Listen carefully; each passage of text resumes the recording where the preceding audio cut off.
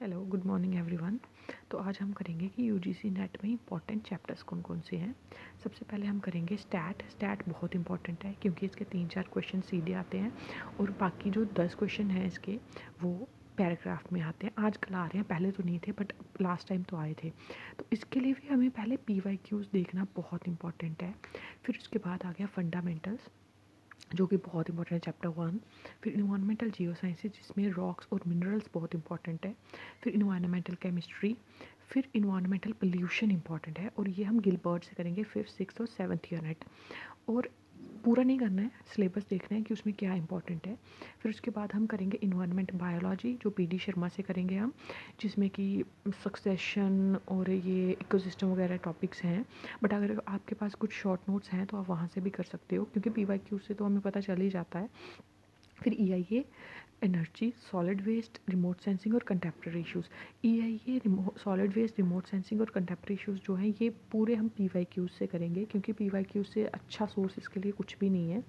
और एनर्जी जो है वो मेरे पास एक्चुअली इसका कोई मटेरियल नहीं था तो मैंने खुद अपने उससे नोट्स बनाए थे नेट से।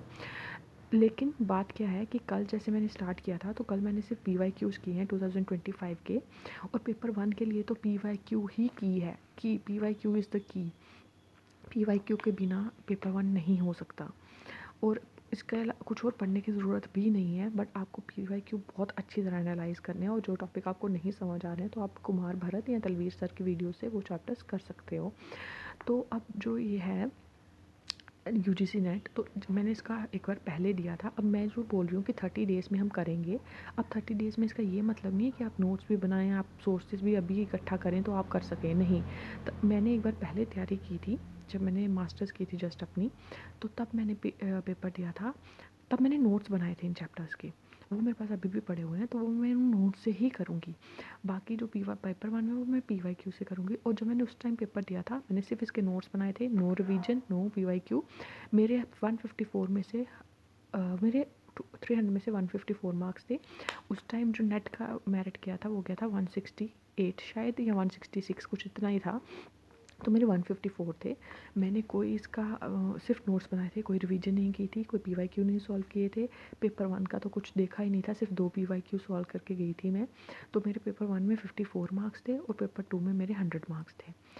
और उसके बाद मैंने क्या किया, मैंने UPSC की तैयारी करना शुरू कर दी। मैंने कोई नेट, कोई JRF, कोई और पेपर ही नहीं दिया, सिर्फ UPSC के पीछे होगी। जिसमें क्या हुआ कि अब मेरे 5 साल बिल्कुल UPSC में बर्बाद हो गए, मैंने कुछ भी नहीं किया। अभी थैंक गॉड कि मैंने मास्टर्स पहले ही कर ली थी, तो इसलिए मैंने मास्टर्स जब पहले कर ली थी तो अब मैं दोबारा इसको, अभी मैं 29 ईयर्स की हूँ, मैं दोबारा से रीस्टार्ट कर रही हूँ अपने करियर को क्योंकि UPSC में मैंने बहुत टाइम दे दिया। अब थैंक गॉड अभी भी टाइम है कि मैं रीस्टार्ट कर रही हूँ। तो इसलिए मैं आपको अपनी स्टोरी बताऊँगी जब ये पेपर हो जाएगा। उसके बाद मैं आपको अपनी स्टोरी बताऊँगी कि मैंने कैसे UPSC में अपना टाइम इतना वेस्ट कर दिया कि मैंने कुछ और देखा ही नहीं। और अब जब अभी थैंक गॉड मेरे पास टाइम है, मैं कर सकती हूँ कुछ।